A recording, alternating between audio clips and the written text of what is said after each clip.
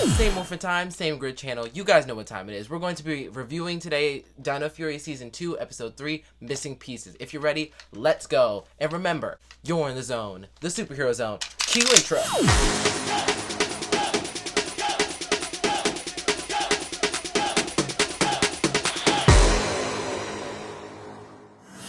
Hello, and welcome to Superheroez 101, where the superheroing is never done. My name's Xavier, and I'll be your host.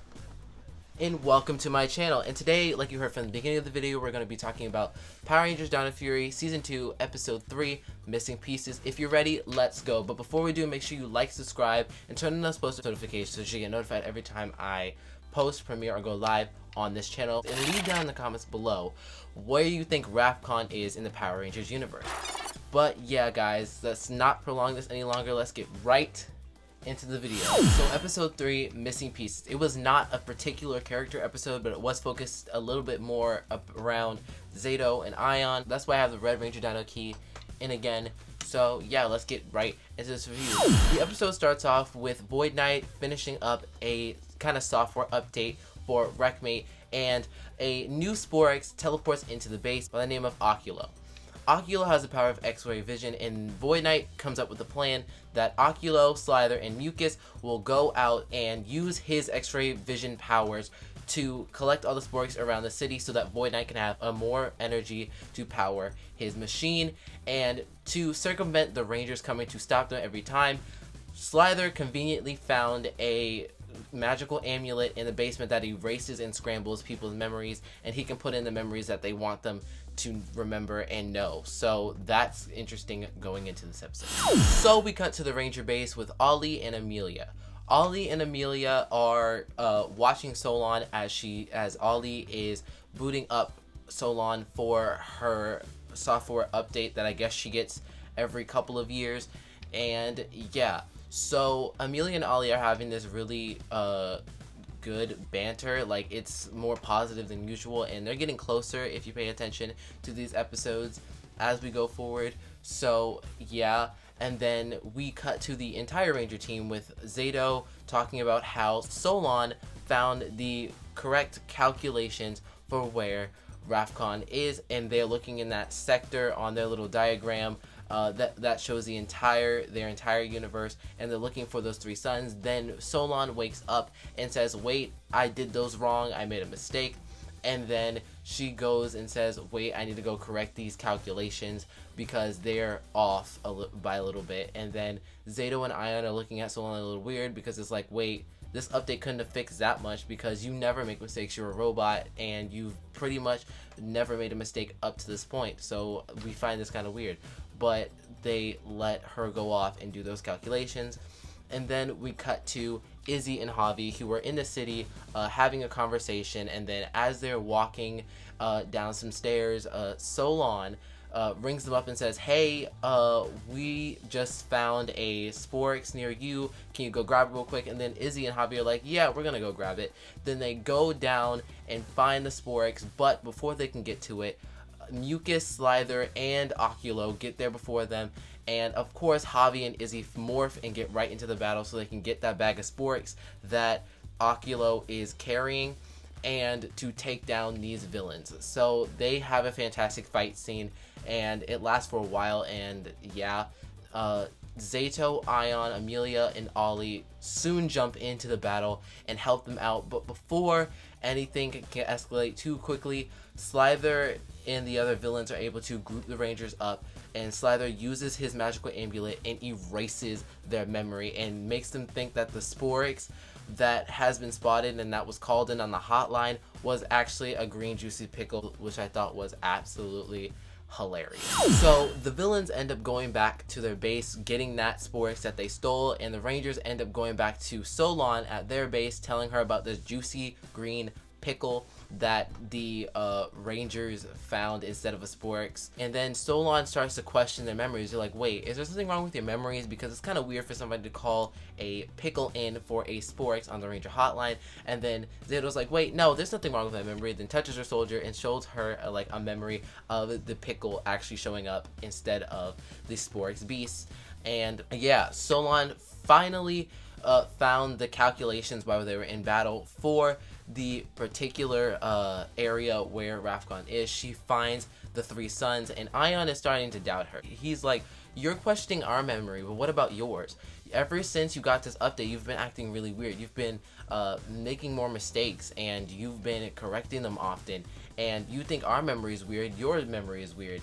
And Ion really was a little bit rude in this situation, and then Solon was like, oh, how dare you?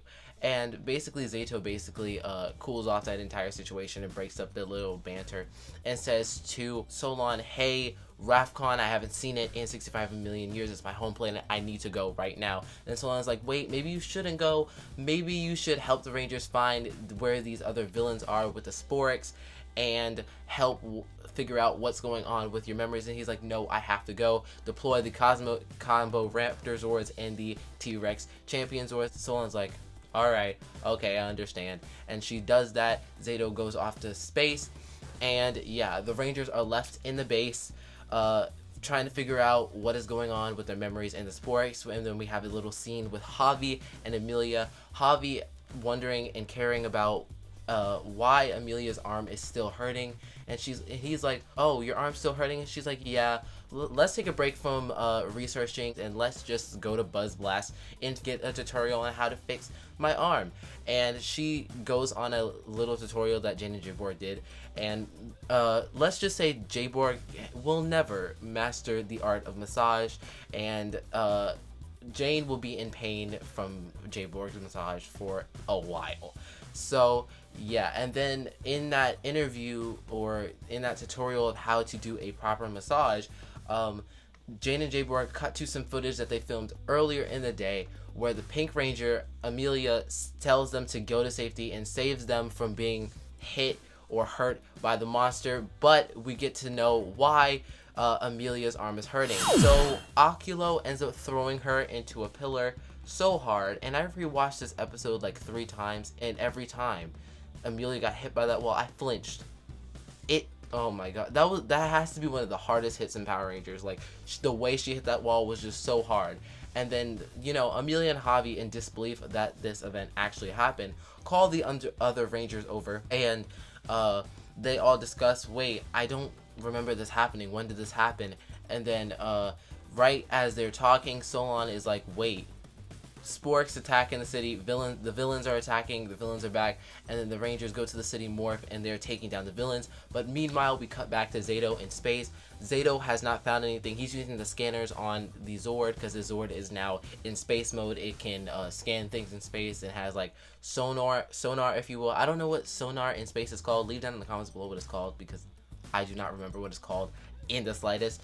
But yeah, he's using like the space sonar scanner to find a planet, but he sees the 3 suns in the distance, but we cannot see a planet. But Zato does find a message beacon that plays a similar message from RAFKON, or what we think is RAFKON, like the same message as the beginning couple of episodes of DinoFury back in season 1. So Zato grabs that containment or that transmission pod and he brings it on the ship and then heads back to base to go help the Rangers in their battle. So yeah. So the rest of the team, other than Zato, are doing a pretty good job rounding up the villains and capturing them, but the villains actually pull a switcheroo and round the Rangers up and start erasing their memory, and Slither puts in their head, you didn't see a Sporix or us, you saw just a giant teddy bear. And then Zato coming in clutch with the DinoFury cycle again, using the Plasma Blast from it, blasting Slither, jumps up, and then he slices that amulet so he can't use his memory wiping powers anymore, and then he grabs his light dino key, which breaks and repels magic and fixes the Rangers' memories, and then all of them regroup together with the villains discombobulated. They use this new move that we have not seen yet called the DinoFury Force, where they use all of their finisher attacks together, which seems super powerful, and then they blast at the villains. But instead of the villains getting hurt, the Rangers did, because as soon as they blast, they got blasted back and hurt and got put and stuck to the ground because Void Knight repelled their blast. And Void Knight is like, you will not intercept my planet anymore, my villains are useless, I have to come down and get my hands dirty and take you out myself and show you who's boss. So Void Knight kind of does that, He has like super speed. He uses his super powerful ranger armor, taking out each and every ranger. It's like one of him and 6 other good rangers fighting him, and he's taking all of them out, punching them out, and he knocks them out doing his final lightning purple attack, his purple evil attack, and knocking these rangers out cold. And I'm just like, Void Knight just became one of my favorite villains. He just entered the 2nd place behind Blaze and Roxy. Oh my god. And yeah, so Void Knight slow walks away from the Rangers on the ground that he just beat up and goes to his Ranger team and said, "Let's go." And then teleports back to base, and then Slither, Mucus, and Oculo follow the Rangers, not exactly destroying the Sporix this time around.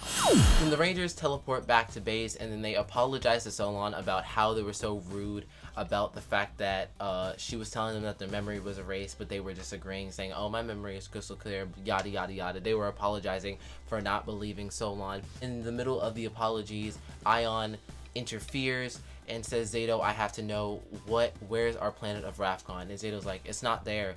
I don't see it, but I did find this transmission pod." And then he plays the message, and then Amelia and Ollie remember from the beginning of the series when they got a transmission from space back in season 1 that sounds similar to the message. So Ollie comes up to the Rangers transmitter that they saved the last message in. Then he tells Zato to play the message in 3, 2, 1, and then they play it at the same time. And then we hear this person talking, saying, "To all those who survived RAFKON, muffle muffle," and then he continues talking, and then that's the end of the transmission. And then Izzy's like, "Oh my gosh, I heard RAFKON, what does that mean?" And then the Rangers band together at this end of the episode, and they're like, "Oh my gosh, like, we have to figure out what happened to RAFKON." And then that's where the episode ends off. Now let's get to my closing thoughts. I have to say, this episode gets a 9 out of 10 for me. I love the episode. The fight scenes were immaculate, and the storyline and plot armor for where RAFKON is really is kicking into gear, and we're finally going to get to see that at the end of the season, and I'm super excited to see where this is from. And I also love the lore that they brought back from season 1 that they did not forget about. And yeah, and I had a theory watching this. So we know that RAFKON is not there. The planet RAFKON is not where it was previously 65 million years ago. Obviously we know that planets move and stuff, and yes, planets move, but they would not move out of their orbital track. So I think 65 million years ago, when Zato left with his Knights of RAFKON to Earth to help fight the Sporix, I think that the Morphin Masters, as soon as they left, disconnected RAFKON and moved it to the Void Dimension. So the Void Dimension in the comics is the dimension where the Morphin Masters move a certain part of the Power Rangers universe out of the Morphin Grid area. And in this dimension, there is no Morphin Grid, there is no nothing. They disconnected it because there is something called a star full of Zeo crystals, right? We obviously know that the Zeo powers are one of the most powerful, if not the most powerful, Power Ranger powers in the entirety of the Power Rangers universe, right? The Zeo powers are powerful with that unified Zeo crystal that the Rangers had and that the Morphin Masters had. Just imagine a giant star full of it. If someone exploded that or used it in the wrong way, they would have exploded the entire Power Rangers universe. So I think RAFKON is in that Void Dimension, hence Void Knight. I think that's where Void Knight got his powers and or name from. And of course the Morphin Masters had to leave that place of the grid protected, and they leave it with one of their Morphin Master brother in arms called the Praetor.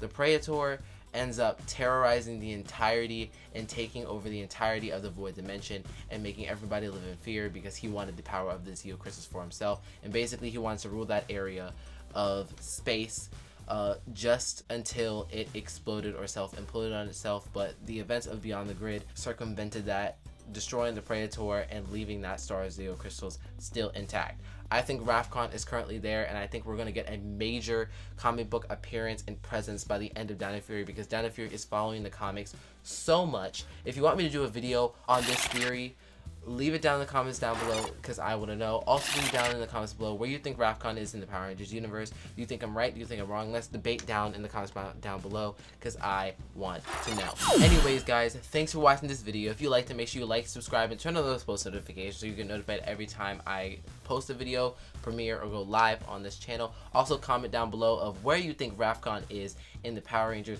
universe because I want to have a debate and conversation with you guys. And yeah, I post Mondays, Wednesdays, and Fridays for those of you who are interested.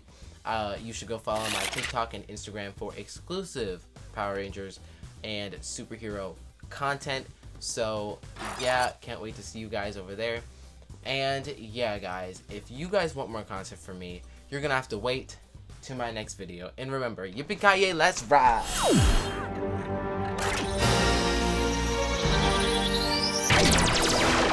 Newsflash! Violet and amber are this year's fashion colors.